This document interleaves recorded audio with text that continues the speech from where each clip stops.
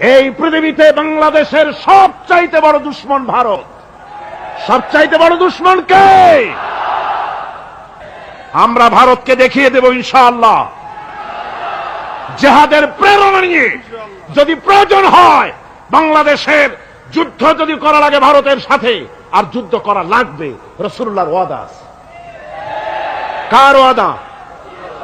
নাসাই শরীফ, ইবনে মাজাহ, এই তার দুটি হাদিসের মধ্যে হযরত আবী হুরায়রা রাদিয়াল্লাহু তাআলা আনহু বর্ণিত হাদিস রয়েছে। বলেছেন দুই শ্রেণীর লোক কিয়ামতের দিন জাহান্নাম থেকে মুক্ত হয়ে যাবে।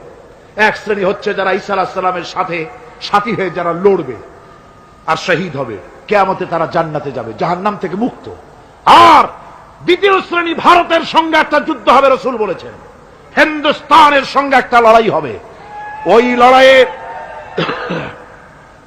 লড়াইয়ে যারা শহীদ হবে, রাসূলুল্লাহ বলেছেন কিয়ামতের দিন জাহান্নাম থেকে আল্লাহ মুক্ত করে দেবে।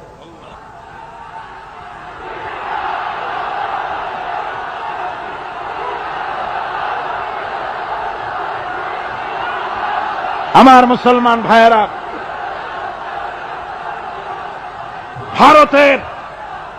ভারতের জনগণের সাথে আমাদের কোনো বিদ্বেষ নাই, ভারতের জনগণের সাথে আমাদের কোনো শত্রুতা নাই, ঠিক কিনা?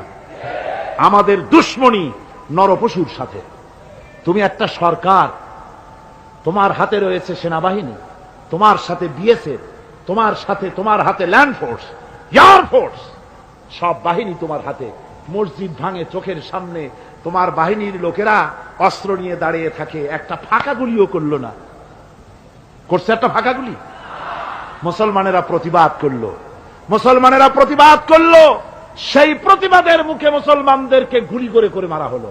কারফিউ দিয়ে পুলিশেরা মুসলমানদের ঘরে ঢুকে মুসলমানদেরকে বের করে এনে বেয়নেট চার্জ করে শহীদ করে দিয়েছে।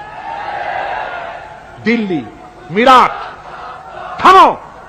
দিল্লিতে, মিরাটে, কলকাতায়, বোম্বে, মাদ্রাস, গোটা ভারতে সাম্প্রদায়িক দাঙ্গা দিয়ে ডুবিয়ে ফেলেছে। মুসলমানেরা আজকে সেখানে এতিম অবস্থায় পড়ে আছে। সেই লড়াই ভারতের সাথে আমাদের হবে। ওই লড়াই যেদিন বাঁধবে, বাংলাদেশের সেনাবাহিনী, air force, land force, police শুধু এরাই যুদ্ধ করবে না, বাংলাদেশের 12 কোটি তৌহিদি জনতা শহীদ তিতুমীরের বাস হাতে নিয়ে ভারতকে পিটিয়ে ঠান্ডা করবে ইনশাআল্লাহ।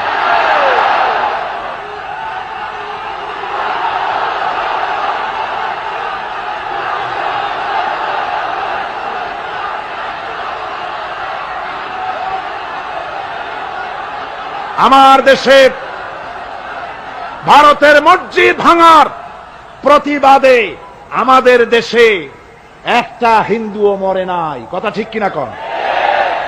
কিন্তু ভারতে ভেঙেছে তারা বাবরি মসজিদ, আমার দেশের 15 জন মুসলমান পুলিশের গুলিতে নিহত হয়েছে।